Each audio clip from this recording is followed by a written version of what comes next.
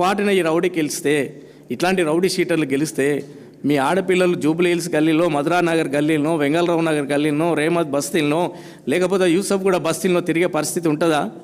మీరు ఇంట్లోకి వెళ్ళి బయటకు రానిచ్చే పరిస్థితి ఉంటుందా? మీ అమ్మాయిలకి రౌడీలంతా రోడ్ల మీద కూర్చుకొని ఏ విధంగా గేలన చేస్తారో మీకు తెలుసు కదా.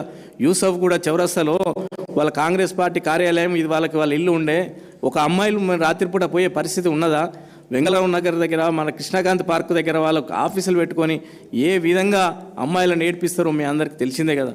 మళ్ళా పొరపాటున కనుక ఇట్లాంటి వాళ్ళు వస్తే మళ్ళా వాళ్ళ పరిస్థితి ఏ విధంగా ఉంటుంది? జూబ్లీహిల్స్ పరిస్థితే కాదు, మొత్తం హైదరాబాద్ పరిస్థితులు కూడా మొన్న ఎట్లయితే ప్రచారానికి రౌడీలు, హైదరాబాద్లో రౌడీలు అంతా ఎట్లయితే వచ్చిరో, మళ్ళీ ఎక్కడెక్కడ పడుకొని కేసీఆర్ ప్రభుత్వంలో రౌడీలంతా పారిపోయి ఎవరి పని వాడు చేసుకున్న క్రమంలో ఇప్పుడు మళ్ళీ హైదరాబాద్లో ఏ బస్తీలో ఉన్న ప్రతి ఒక్కడు కూడా వీళ్ళు పొరపాటున గెలిస్తే మొత్తం రౌడీ రాజకీయం వస్తుంది. రౌడీలు బెదిరించుడు స్టార్ట్ అవుతాయి. ఈ అందరూ కూడా పెద్ద పెద్దోళ్ళకి ఏం కాదు, ఈ మిడిల్ క్లాస్, లో మిడిల్ క్లాస్ ప్రజల మీదనే రౌడీలు, ఎప్పుడు కూడా రౌడీలు వసూలు కూడా వాళ్ళ మీదనే చేస్తుంటారు.